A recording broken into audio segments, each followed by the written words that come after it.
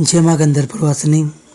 सदगुरुदेव गुरु माँ देवी ज्ञानेश्वरी जी के श्री चरणों में पुत्र का कोटि कोटि नमन।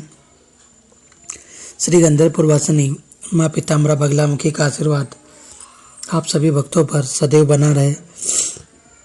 भक्तजनों, हर व्यक्ति की हार्दिक इच्छा होती है कि जैसे भी हो उसके निवास एवं व्यवसाय स्थल में माँ महालक्ष्मी का स्थायी वास हो। माँ लक्ष्मी का जहाँ वास होता है वहाँ धन संपन्नता अपने आप आ जाती है। अनेक बार देखा गया है कि अज्ञात कारणों से माँ लक्ष्मी के प्रवेश में अनेक बाधाएं आने लगती है। यदि किसी कारण से माँ लक्ष्मी का प्रवेश नहीं हो जाता है तो फिर वह स्थायी नहीं होता। वहाँ यह प्रश्न है कि बाधाओं का क्या कारण होता है। कि यहाँ पर मैंने अपने अनुभव को देखा है कि माँ लक्ष्मी के प्रवेश में कुछ ऐसी मुख्य बाधाएं हैं जिस कारण से अवरोध आता है, जैसे किसी तांत्रिक क्रिया का प्रभाव अथवा कोई वास्तु दोष अथवा आर्थिक योग का निर्बल होना।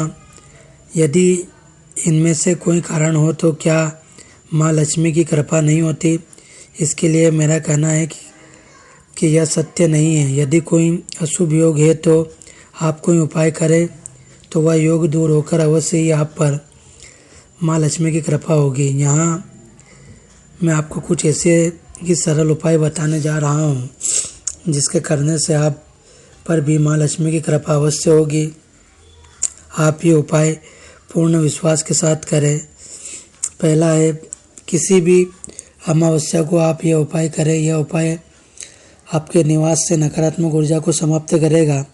जब नकारात्मक ऊर्जा नहीं होगी तो आपको अवश्य ही माँ लक्ष्मी की अनुकंपा प्राप्त होगी। इस उपाय में आप गहरे रंग के वस्त्र धारण करें। संध्या काल में निवास के ही किसी निर्जन स्थान पर एक चौकी पर काले रंग का वस्त्र बिछाकर उस पर 800 ग्राम काली उड़द बिछाए। उस पर 4 किलो से वर्ग बनाएं। अब आप एक अभिमंत्रित विघ्न विनाशक यंत्र को स्थान दे तथा साथ में 5 अभिमंत्रित गोमती चक्र रखे। यंत्र व चक्रों पर सिंदूर से तिलक करें। सरसों के तेल का दीपक, 5 चंदन की अगरबत्ती व धूप के साथ कोई भी मिष्ठान का भोग लगाए। भोग के बाद एक रेशमी काला धागा भी यंत्र को अर्पित करें। प्रथम दिवस नगद 1 रुपया भी अर्पित करें। अब आप काले अक्की की माला से 3 माला का जाप करें। प्रेम त्रियाय कष्टाय प्रेम फट सोम सोम निवारणाय स्वाहा फट मंत्र का जाप करें। जाप के बाद प्रणाम कर उठ जाए। अगले दिन आप पुनः यही क्रिया करें, परंतु दक्षिणा 2 रुपया होगी। इसमें यह ध्यान रखें कि आप जो भी भोग लगाए उसको यंत्र के पास ही रखा रहने दें। आपको यह क्रिया 11 दिन करनी है और हर दिन दक्षिणा 1 रुपया बढ़ती जाएगी। जैसे पहले दिन 1 रुपया, दूसरे दिन 2 रुपया, तीसरे दिन 3 रुपया। 11वें दिन तक आप 2 नींबू, 1 नींबू की माप की कील, थोड़ी सी हींग भी अर्पित करेंगे। जब आप जाप पूर्ण कर लेंगे तो 1 नींबू अलग करेंगे। साथ में अभी तक आपने जो भोग और नगद दक्षिणा रखी थी वह भी उठा ले तथा काला धागा भी ले ले। अब दूसरे नींबू में कील की मदद से हींग डाल दें और कील भी नींबू में ही रहने दें। वस्त्र को यंत्र, चक्र, दाल व कील वाले नींबू सहित उठाकर एक पीली पोटली में रूप दे दें। अब निवास से कम 3 किलोमीटर दूर जाकर एक पीपल के वृक्ष के नीचे इस पोटली को रख दें। साथ में 3 अगरबत्ती अर्पित कर कुछ कच्चा दूध भी चढ़ावे और प्रणाम कर बिना पीछे देखे वापस आ जाए। वापसी में आपने अभी तक जो भी भोग अर्पित किया था वह किसी कुत्ते को खिला दे और नगद राशि को किसी भिखारी को दान कर दे। अब हाथ पैर धोकर निवास में प्रवेश करें। जो नींबू आपने अलग किया था उस नींबू से रस निकालकर मुख्य द्वार की चौखट पर छोड़ दे और जो काला धागा था वह आप अपने बाएं हाथ में बांध ले। इस उपाय के बाद आप स्वयं ही निवास के वातावरण में कुछ अलग ही महसूस करेंगे। अब आप पर भी माँ की अनुकंपा अवश्य होगी। यह मेरा विश्वास है। इस उपाय को कोई भी कर सकता है जो नकारात्मक ऊर्जा हटाना चाहता है। इसके अलावा आप यह भी उपाय कर सकते हैं, यह भी अत्यंत प्रभावशाली है। इस उपाय की यह विशेषता है कि अगर आप पर कोई तांत्रिक कार्य कर रही है अथवा कोई नकारात्मक ऊर्जा हो अथवा कोई वास्तु दोष के कारण अवरोध हो, तो इस उपाय से भी सभी अवरोध समाप्त हो जाते हैं। इस उपाय को आप कृष्ण पक्ष की द्वादशी तिथि से आरंभ करें। इस उपाय में भी आपको एकांत स्थल की आवश्यकता होगी, इसीलिए निवास में किसी एकांत कक्ष का ही प्रयोग करें। जब तक उपाय करें तब तक उस कक्ष में अन्य कोई प्रवेश न करें। जिस दिन आप उपाय आरंभ करें तो काले वस्त्र धारण करें। यदि काले वस्त्र उपलब्ध ना हो तो कोई भी गहरे रंग के वस्त्र का उपयोग कर सकते हैं। अब आप गाय के गोबर में थोड़ा सा कपूर व हींग मिलाकर स्थान को लीप कर शुद्ध करें। लिपे गए स्थान पर आटे में काला नमक मिलाकर त्रिकोण का निशान बनाकर बाजोट रखें।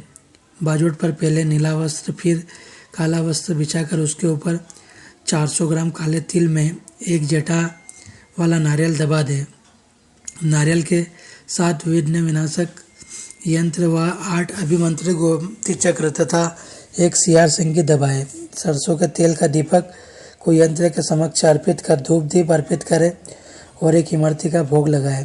अब सिंदूर की कुछ छींटे देकर एक नींबू की बलि दें। एक कटोरी में 108 काले उड़द के दाने लेकर उन पर सिंदूर छिड़के काले आसन पर बैठकर आप 108 बार अभिमंत्रित मंत्र का जाप करें। प्रत्येक मंत्र के बाद नारियल पर सिंदूर वाली एक उड़द के दाने को मारे और मंत्र बोले, जय काली संकट हरने वाली फट स्वाहा। मंत्र जाप पूर्ण होने पर प्रणाम कर उठ जाए और कक्ष बंद कर निकल जाए। अगले दिन पुनः यही क्रिया करें। इस प्रकार यह उपाय 9 दिन तक करना है। 9वें दिन जाप आदि के बाद पुनः एक नींबू की बलि देकर अभी तक अर्पित भोग को उठाकर अलग कर ले। दोनों वस्त्रों को सामग्री सहित उठाकर एक पोटली का रूप दे दे। किसी निर्जन स्थान पर जाकर एक गड्ढा खोद कर पोटली को उसमें दबा दे।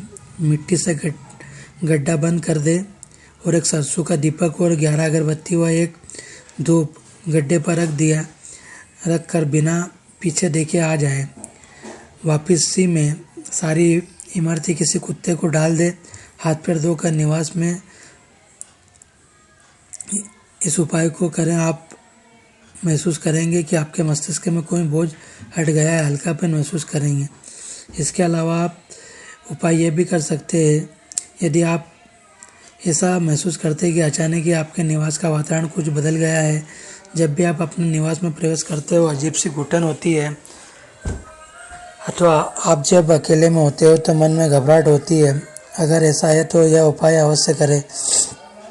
जो आप महसूस कर रहे हैं उसको आप कोई भी छोटी बात न समझे, क्योंकि इस जरा सी बात के कारण माँ लक्ष्मी आपसे रुष्ट हो सकती है अथवा अचानक ही आपकी हानि आरंभ हो सकती है। यह उपाय 5 दिन का है। इस उपाय को कृष्ण पक्ष की द्वितीय तिथि से आरंभ कर सकते हैं। इसके लिए 1.25 मीटर काला वस्त्र ले और उसके चारों कोनों पर एक छोटी कील के साथ गोमती चक्र रख कर गांठ लगा दे। फिर वस्त्र को बाजूट पर बिछाकर 4 लकड़ी के कोयले के टुकड़े पर एक मटकी रखे। मटकी की गर्दन पर एक काला धागा लपेट दे और मटकी में सर्वप्रथम 11 कपूर की गिट्टी डाले। फिर 100 ग्राम की मात्रा में काले तिल, पीली सरसों, गुड़, लाल मसूर, काली उड़द, चावल और 8 कील 11 हरी इलायची डालें। अब सरसों के तेल का दीपक तथा तीव्र सुगंध की अगरबत्ती अर्पित कर काले आसन पर बैठकर अपने निकट 108 लौंग तथा रोली रखें। एक नींबू लेकर अपने ऊपर से 7 बार उल्टा उसार कर काटें और 2 टुकड़े कर मटकी में डाल दें। अब आप मंत्र का जाप करें और उपरोक्त मंत्र से ही प्रत्येक मंत्र की समाप्ति पर एक लौंग को रोली से लगाकर मटकी में डालते जाए। अल हमेशा कबाली काले कुत्ते की सवारी मारो जोत कटे मसाली, यह मंत्र है।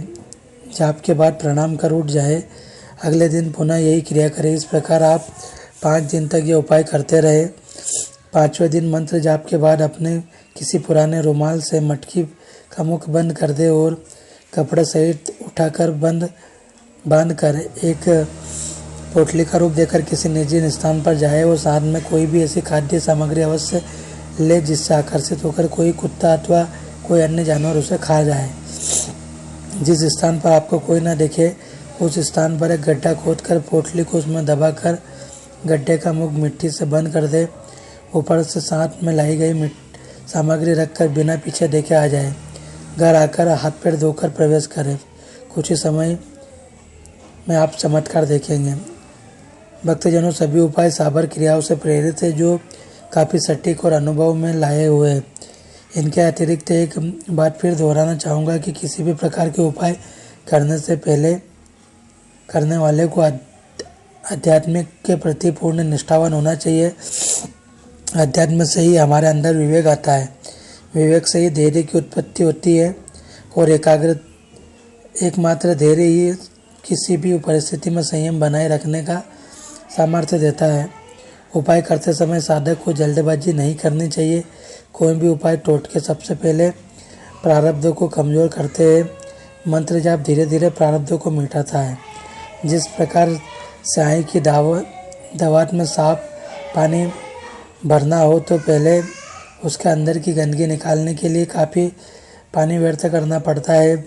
यहाँ भी गंदगी जितनी अधिक होगी पानी उतना ही अधिक लगेगा। उपाय करते समय पानी को आप मंत्र जाप या अन्य टोटकों से जोड़कर देख सकते हैं।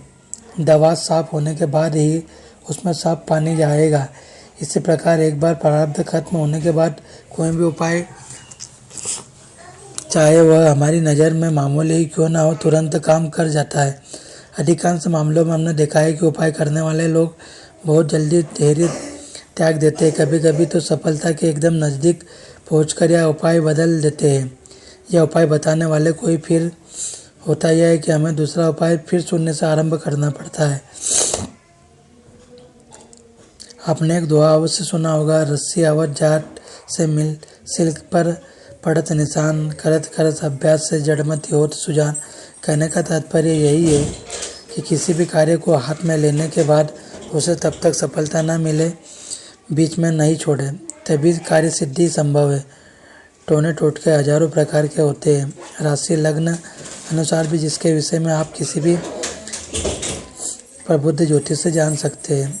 भक्तजनों, अगर आप भी जगह जगह पूजन पाठ हवन करवा चुके लेकिन आपको सफलता प्राप्त नहीं मिली है तो आप माँ बगलामुखी के दिव्य दरबार में संपर्क करें। माता बगलामुखी की साधना आराधना करके आप स्वयं आपके जीवन में जो भी समस्याएं है उसका समाधान अपनी साधनाओं के माध्यम से करें। परेशान सभी है, स्वयं साधक बनकर अपनी समस्याओं का हल करें।